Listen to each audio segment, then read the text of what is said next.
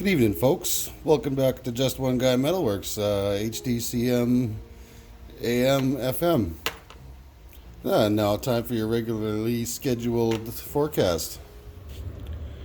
It's cold! Yeah, so time for another off-the-cuff video.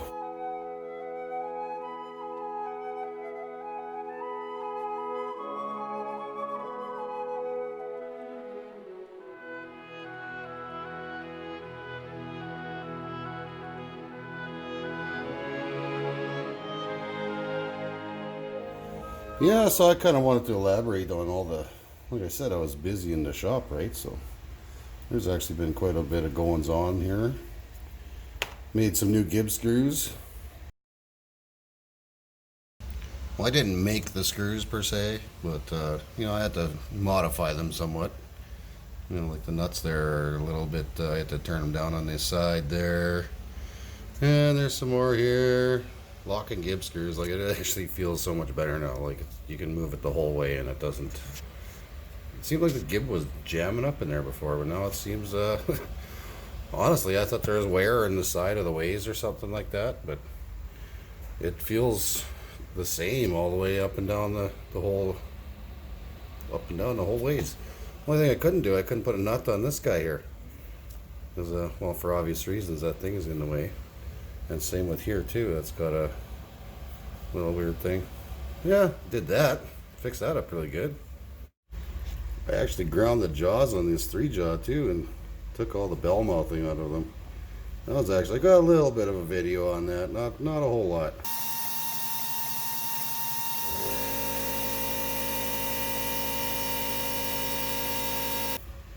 I made a little dealie that these clamp onto on the outside of the jaws.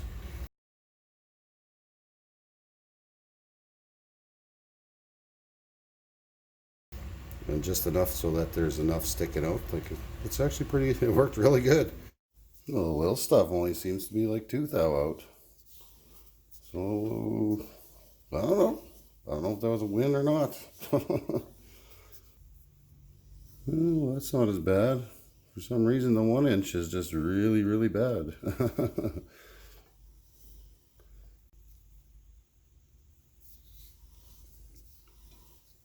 And 5.5. Well, now it's different now. Well, I guess it could be just the bar is a little bit not as round as they say it is. I don't know. I'm gonna call that acceptable. Now it still varies. It's still out, but it's not dog wagging its tail all over the damn place. You know what I mean? Kind of like that. That is 2.5 feet of rod sticking out of there. There's no guarantee that's 100% concentric either. And this I really like. Huh? It's kind of my first time milling aluminum. Yeah, I didn't get it perfect, but it actually works really good. And then the my shitty camera mount phone holder kind of just clamps onto the top of that piece of flat bar. Yeah, just an old speaker stand. And this kind of drops right on there. You got focus. So that worked out pretty nice.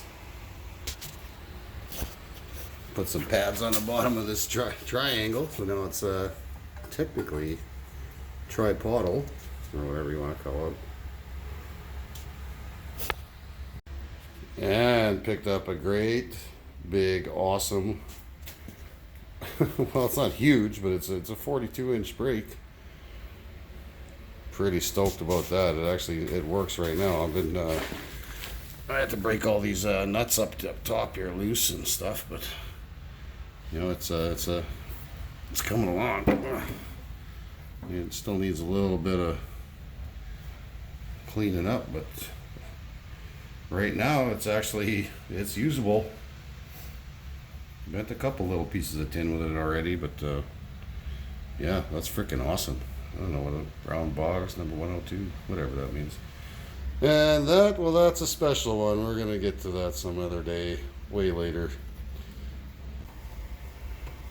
It's been pretty busy around here.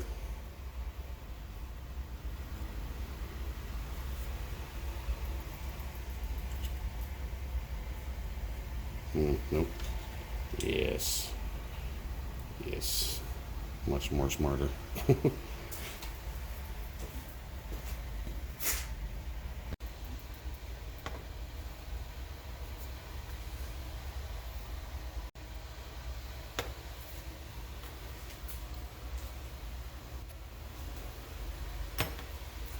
Yeah, so very busy in the shop. Oh, I guess I should thank, thanks, John.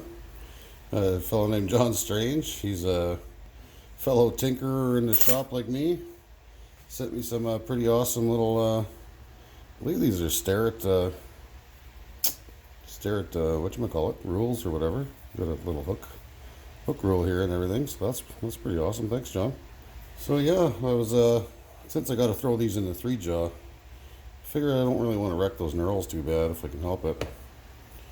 So I watched a little thing on Adventures of a Very Small Lathe, I think. I don't know. I think that was it. Anyways, yeah, that was on Emma's Tip Blitz 2019. There's so much stuff on there. You can hashtag that and probably find anything on there. And yeah, they showed a pretty easy way to make soft jaws for your lathe. So since I already I made some for the 4-jaw as well. So I'm going to stick these on the 3-jaw and get these all tuned up. And I'll unplug the lathe for this part. So yeah, I must admit that that freaking steady rest has been might have been a bit more than I could chew, you know, like it takes a lot of time once you get going and you gotta stop, and you know, it's just hard to keep your momentum going when you got a full-time job to go to every damn day. So yeah, so here I am. And news go on just like that.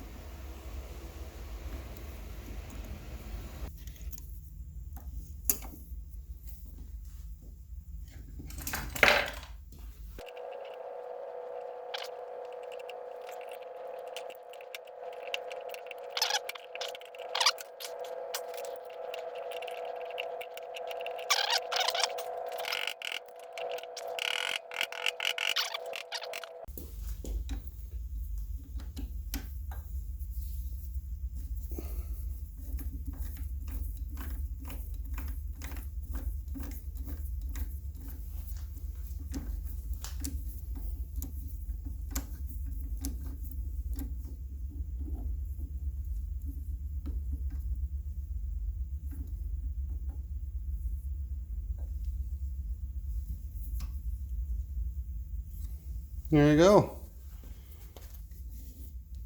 Some super freaking awesome soft jaws. So I just I'm testing out some new inserts that I got from KBC Tools. They're a DCMT something. I don't know what kind, chip breaker and all that, but I think they're like $7 or something each, or $7 for two. I don't know. But this is the first time I've ever gotten such a shiny finish out of anything, and I tell you, this is the fastest I ever turned anything. So I gotta film it.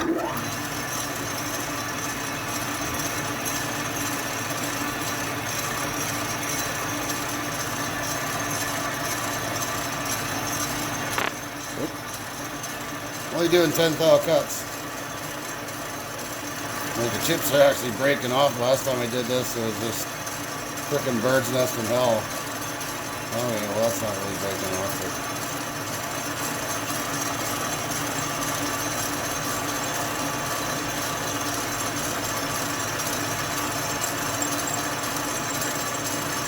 But that's 4140 chromoly.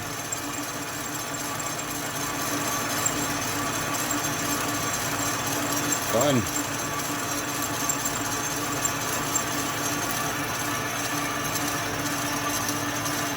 I don't really have a whole lot on the centers there. I don't want to bear too deep on it.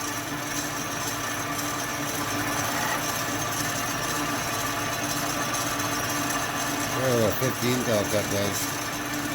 I don't think I want to go any more than that, though. There's some chips breaking off. Nice. Oh yeah, that's beautiful.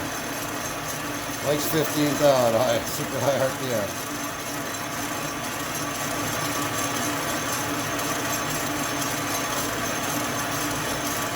That is much more manageable. This is fun.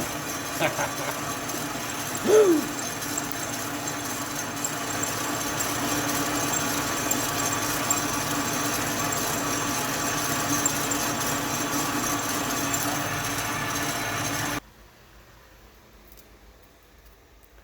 Yeah, I don't know the name of that.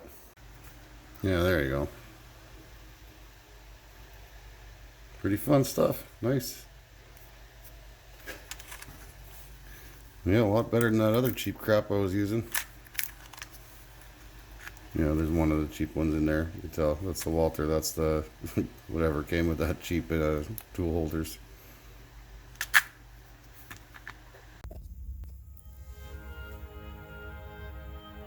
Yeah, so nothing like a nice warm shop when it's minus 35 outside.